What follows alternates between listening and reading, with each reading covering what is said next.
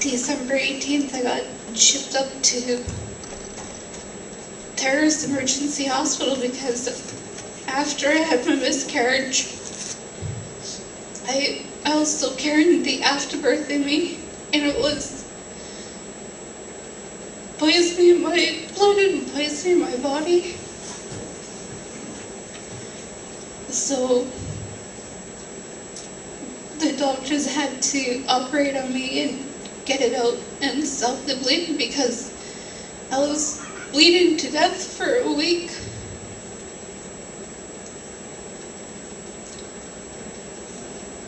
Before I got on the operating table, from how much blood I was losing and my blood pressure going down and my pulse going down, my body went into shock and I couldn't stop shaking for a very long time. Then two angels showed up in the operating room and Jesus showed up too. Then I started to feel a little bit better. I started praying in my heart and asked Jesus to bless the doctors and bless everyone in the room that's gonna help me.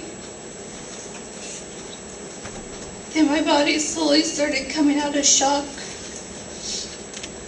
Then I was able to get enough strength and energy to get up on the operating table. Then when I got up, then I lay down, they put that mask on me so they said I could sleep so I won't be awake during the surgery. Then during my surgery, I lost way too much blood. My blood count was way down. And I ended up passing away on the table.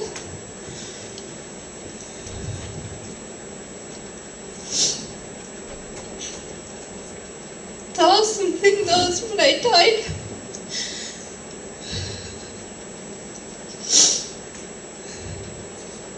I got to go to heaven.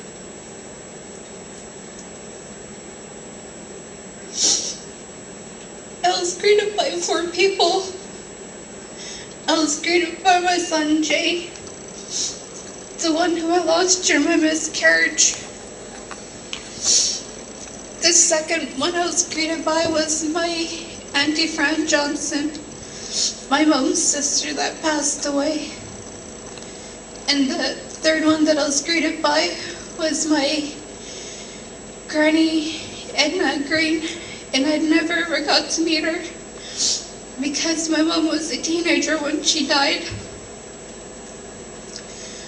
When I was up in heaven, when I got to see them, my son came running up to me and he was saying, "Mommy, Mommy." Then I went running up to him, I hugged him, and I said, "Son." And he said, "I love you, Mommy." I told him, I said, "I love you too, Jay." Then we started walking. Then I was happy to see Auntie Fran. Then she was telling me every now and then they're allowed to look down on us from heaven. And she was telling me how proud she is of my mom and dad getting back together and working things out. Then when I looked at Granny Edna, and I said, "You're my Granny Edna?" And she smiled at me and put her head to her shoulders and she said yes. I felt so much peace up there. I didn't want to come back.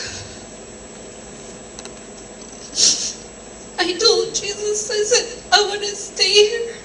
I said, "It's so nice and peaceful. There's no pain." He told me, he said, "It's not your time, you gotta go back." I started begging him, I said, "No," I said, "I want to stay here." Then he said, "It's not your time, you gotta go back." And I said, okay.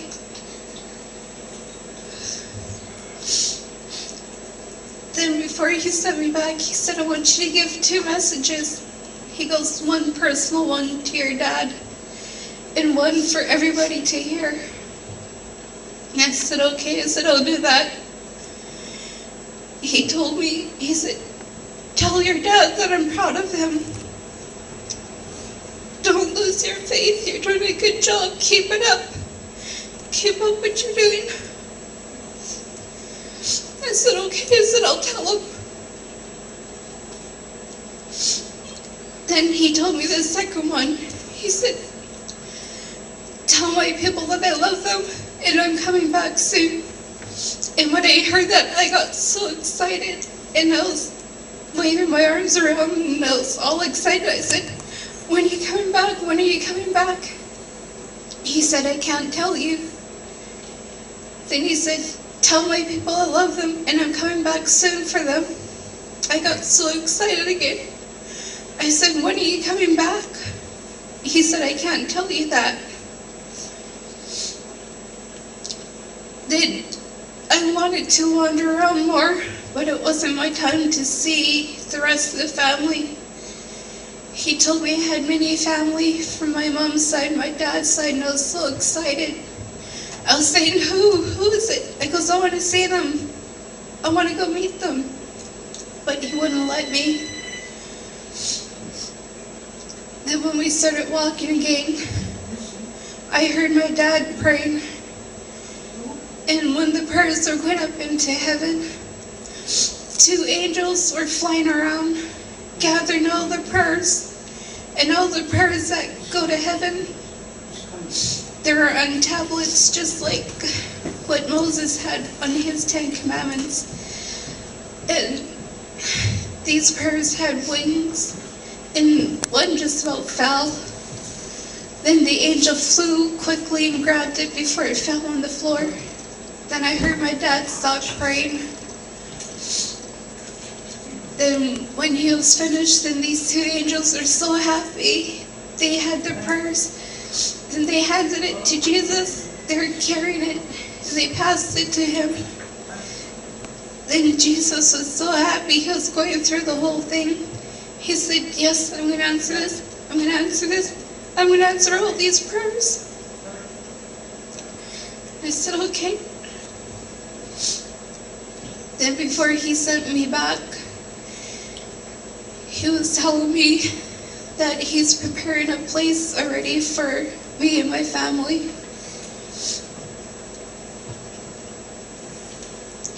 Then he sent me back to earth here for a second chance and gave me back my life. When the doctor seen that I started coming through, he pulled up his chair right away and asked me, he goes, did you dream anything? Did you go anywhere? Did you see anything? And I felt so peaceful after being up there. And I looked at him and I said, why would I think I'm somewhere else or dream that I've been somewhere? He goes, well, sometimes some people go through this and say they've been to different places and they've been past the moon and they've been to different places. And I told him, I said, no. I said, I didn't go anywhere. I wanted to tell him, but I just felt so overwhelmed with God's love. Then they put me up in the room, up in the hospital, up on the floor in terrace. Then while I was laying down resting, I was hooked up to 2 IVs by how much I lost, one in my right arm, one in my left arm, from all the blood loss and all the poison in my blood. Then the nurses thought I was resting, and they were saying that the doctor wouldn't give up on me when I died on the operating table. He kept working and working on me until I started breathing. They said I lost so much blood on the table. I just thank God that He sent me back. Then just right when I was getting ready for bed, I went to go lay back down. I told that nurse I was going to bed. She said, okay. She goes, I'll close the door so you can get your sleep. So she closed the door and nobody was in the room. Then 2 angels showed up in my room at the foot of my bed. One had a really bright white clipboard and he said, it's time to assist her. So that second angel said, okay. And he walked up to my machine that I was hooked up to. He laid his hand on it and he put his anointing in there. Then after that, then they just disappeared and left. The next day, I got up and I was able to walk around a bit better and I was able to breathe okay, but I wasn't breathing that good. I got to shower and get dressed all by myself, and I was walking around in the hospital with my mom.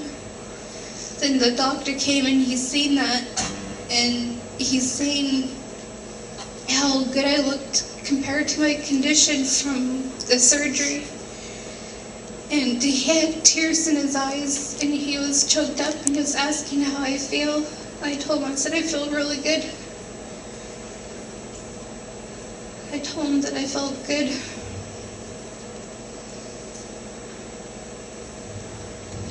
Then that was it, and I ended back up here in Rupert again.